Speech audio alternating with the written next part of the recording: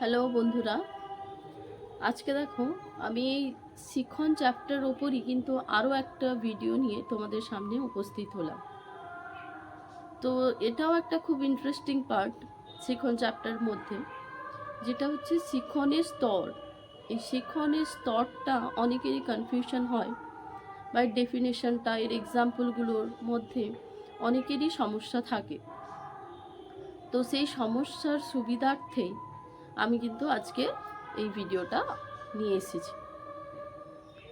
তো শিখনের স্তরগুলো দেখো, মূলত তিনটে স্তর থাকে, এবং যে লাস্ট যে 3 নম্বর স্তরটা, ওটার আবার দুটো সাবপার্ট থাকে।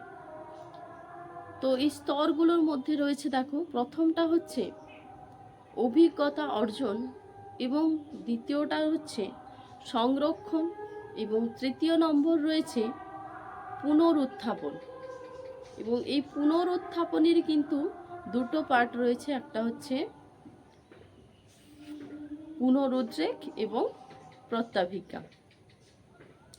তো এই যে প্রথম স্তর, শিখনের প্রথম স্তর, দেখো, প্রথমে কোনো শিক্ষা বিষয়বস্তু থেকে কিন্তু আমরা কি করি? অভিজ্ঞতা অর্জন করি, তাই না? যে কোনো বিষয় থেকে, যে কোনো শিক্ষণীয় বিষয় থেকে আমরা প্রথমত কি করি? যে অভিজ্ঞতা অর্জন করে থাকি। এবং দ্বিতীয় নম্বর যে স্তরটা, সেই স্তরটা হলো কি? সংরক্ষণ। যে অভিজ্ঞতাটা আমরা অর্জন করলাম, সেটা কিন্তু আমরা কি করব? স্টোর করে রাখবো, অর্থাৎ সংরক্ষণ করব। তো সংরক্ষণের পরেই থাকছে কি? পুনরুত্থাপন। সেটাকে প্রয়োজন বোধে আমরা ব্যবহার করব, তাই না? যে কোথাও থেকে তো অভিজ্ঞতা অর্জন করলাম, সেটাকে স্টোর করে রাখলাম, এবং প্রয়োজন বোধে সেটাকে আমরা অ্যাপ্লাই করব। যে কোনো শিক্ষণীয় বিষয় তোমরাই ভেবে দেখো না, তোমরা অনেকেরই আমাদের যে শিক্ষণীয় বিষয়গুলো থাকে, সেই শিক্ষণীয় বিষয়ের ভিত্তিতে আমি কিন্তু কোথাও কোনো প্রয়োজন পড়লে সেই যে মেমোরিতে লোড ছিল আমার বিষয়টা, আমি সেই বিষয়ের মধ্যে দিয়ে বিষয়টা উপস্থাপন করে থাকি। তো এই যে উপস্থাপনার বিষয়টা, এটা আবার দুটো পার্টে হয়ে থাকে। একটা হচ্ছে তোমার পুনরুদ্রেক, আর একটা প্রত্যাভিজ্ঞা। এই পুনরুদ্রেক এবং প্রত্যাভিজ্ঞা নিয়ে কিন্তু অনেকের সমস্যা থাকে। কি সমস্যা? যে ধরো পরীক্ষায় এমন প্রশ্ন এসছে যে এক্সাম্পল দিয়ে দেওয়া হয়েছে যে এটাকে পুনরুদ্রেক বলবো না প্রত্যাভিজ্ঞা বলবো, তো ওখানেই ভুলটা হয়ে যায়। তো পুনরুদ্রেকটা কি?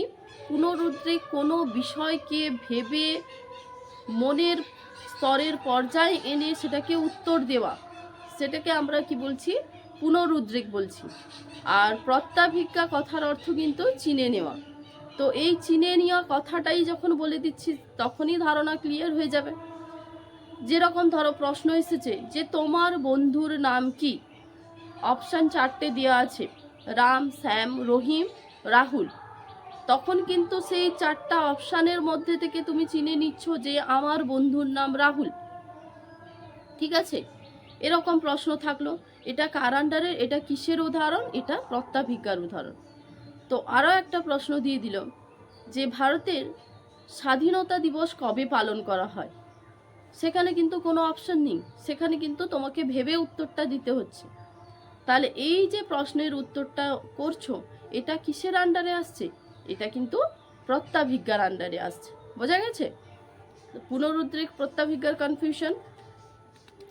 তো পুনরুদ্রেক, দেখো, এটা ভেবে বলতে হচ্ছে, মানে একটু জটিল প্রকৃতির হচ্ছে। যখনই সেটা খুব সহজে অ্যান্সার মানে দেখে আমি বলে দিতে পারছি, যে টপিক ধরো দেওয়া আছে ABCD করে অপশান দেওয়া আছে, সেই অপশানের মধ্যে থেকে আমি বেছে নিচ্ছি, তখন সেটা ইজি হচ্ছে না? অনেক সময় অনেক প্রশ্নই থাকে যে আমাদের উত্তর মনে থাকে না, কিন্তু যখন আমাদের সামনে অপশানগুলো দেওয়া থাকে আমরা কিন্তু সহজে উত্তরটা করে ফেলি। যেরকম দেখো, আরও একটা উদাহরণ দিলে তোমাদের সহজেই মনে থাকবে বিষয়টা। যে কোনো একটা গ্রুপ ডিসকাশন হচ্ছে তোমার 4-5 জন বন্ধু মিলে, তখন কেউ একজন বলছে যে জানিস রমার বিয়ে হয়ে গেছে। তখন তোমাদের মধ্যে থেকেই হয়তো কেউ বলছো যে কে রে রমা, বলতো, তাকে তো মনে পড়ছে না রমা।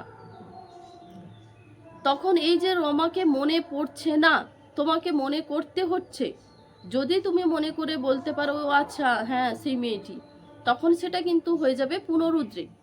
আর যখন হয়তো সেই টপিকটা আলোচনা করার সময় রমা তোমাদের ক্লাসরুমের সামনে দিয়েই হেঁটে যাচ্ছে এবং কেউ একজন দেখিয়ে বলল যে আচ্ছা এই মেয়েটি রমা, তাহলে তখন তুমি তাকে চিনতে পেরে গেলে, তাহলে সেটা কি হচ্ছে? প্রত্যাভিজ্ঞা হচ্ছে। বোঝা গেছে যে কোনো বিষয় যখন আমরা স্মৃতির মাধ্যমে মনে করে করে উপস্থাপন করছি তখন তাকে পুনরুদ্রেক, এবং যখন আমরা বিষয়টা দেখে চিনে নিচ্ছি তখন সেটাকে বলছি কি? প্রত্যাভিজ্ঞা। তো এখানে এমসিকিউ থাকে যে পুনরুদ্রেক কথার অর্থ কি এবং প্রত্যাভিজ্ঞা কথার অর্থ কি। বোঝা গেছে এই টপিকটা। আরও একটা প্রশ্ন থাকে যে শিক্ষণের স্তরগুলি কি কি? এসএকিউ থাকতে পারে বা এমসিকিউ এ থাকতে পারে যে শিক্ষণের স্তরগুলি কি কি, প্রথম স্তর কোনটা, দ্বিতীয় স্তর কোনটা, তৃতীয় স্তর কোনটা, এরকমভাবে প্রশ্ন থাকবে। তাহলে শিক্ষণের প্রথম স্তর কোনটা?